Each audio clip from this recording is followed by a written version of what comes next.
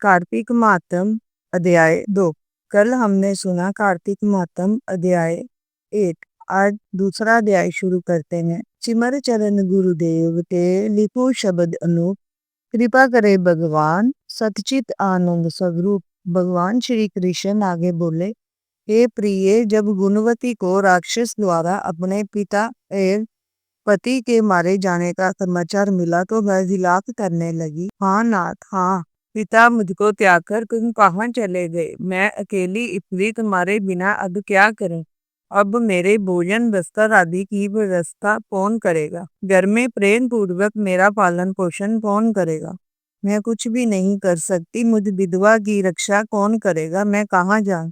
मेरे पास तो अब कोई ठिकाना ही नहीं रहा। इस प्रकार विलाप करते हुए गुणवती चक्कर खाकर धरती पर गिर पड़ी और बेहोश हो गई। बहुत देर बाद जब उसे होश आया तो वह पहले की भांति करुण विलाप करते हुए शोक सागर में डूब गई। कुछ समय के पश्चात जब वह संभली तो उसे ध्यान आया कि पिता और पति की मृत्यु के बाद मुझे उनकी क्रिया करनी चाहिए, जिससे उनकी गति हो सके। इसलिए उसने अपने घर का सारा सामान बेच दिया और इससे प्राप्त धन से उसने अपने पिता एवं पति का श्राद्ध आदि कर्म किया। तत्पश्चात वह उसी नगर में रहते हुए आठों पहर भगवान विष्णु की भक्ति करने लगी। उसने मृत्यु पर्यंत तप नियम पूर्वक सभी एकादशियों का व्रत और कार्तिक महीने में उपवास एवं व्रत किए। हे प्रिय, एकादशी और कार्तिक व्रत मुझे बहुत ही प्रिय है।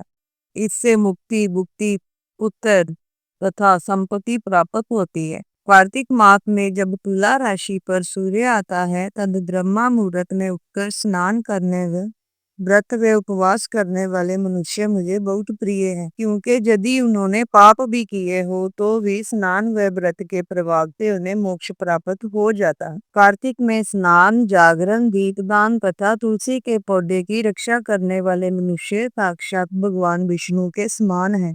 कार्तिक मास में मंदिर में झाड़ू लगाने वाले, स्वास्तिक बनाने वाले तथा भगवान विष्णु की पूजा करने वाले मनुष्य जन्म मरण के चक्कर से छुटकारा पा जाते हैं।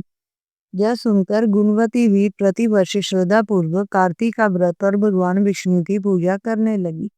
हे प्रिय, एक बार उसे ज्वर हो गया और वह बहुत ही कमजोर हो गई। फिर भी वह किसी प्रकार गंगा स्नान के लिए चली गई। गंगा तक तो वह पहुंच गई, परंतु शीत के कारण बुरी तरह से कांप रही थी। इस कारण वह शिथिल हो गई। तब मेरे भगवान विष्णु दूत उसे मेरे धाम में ले आए। तत्पश्चात ब्रह्मा आदि देवताओं की प्रार्थना से जब मैंने कृष्ण का अवतार लिया तो मेरे गण भी मेरे साथ इस पृथ्वी पर आए, जो इस समय जादव है। तुम्हारे पिता पूर्व जन्म में देव शर्मा थे, तो इस समय सत्राजीत है।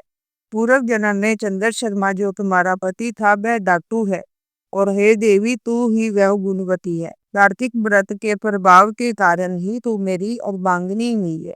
पूर्व जन्म में तुमने मेरे मंदिर के द्वार पर तुलसी का पौधा लगाया था।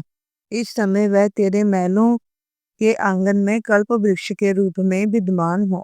उस जन्म में जो तुमने दीपदान किया था, उसी कारण तुम्हारी देह इतनी सुंदर है। तुम्हारे घर में साक्षात लक्ष्मी का वास है, क्योंकि तुमने पूर्व जन्म में अपने सभी व्रतों का फल पति स्वरूप विष्णु को अर्पित किया था। उसी के प्रभाव से इस जन्म में तुम मेरी प्रिय पत्नी हुई हो।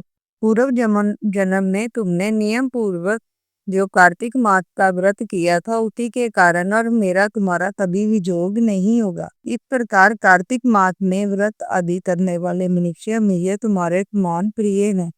दूसरे जप, तप, यज्ञ, दान आदि करने से प्राप्त फल कार्तिक मास में किए गए व्रत से बहुत थोड़ा होता है, अर्थात कार्तिक मास के व्रतों में 16वां भाग भी नहीं होता। इस प्रकार सत्यभामा भगवान श्री कृष्ण के मुख से अपने पूर्व जन्म के पुण्य का प्रभाव सुनकर बहुत प्रसन्न हुई। दूसरा अध्याय समाप्त।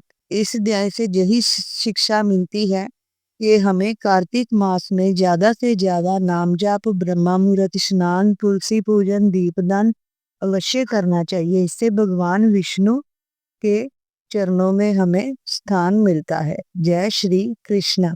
कथा अच्छी लगी हो तो चैनल को लाइक, शेयर एंड सब्सक्राइब करें और कमेंट में जय श्री कृष्णा जरूर लिखें। जय श्री कृष्ण।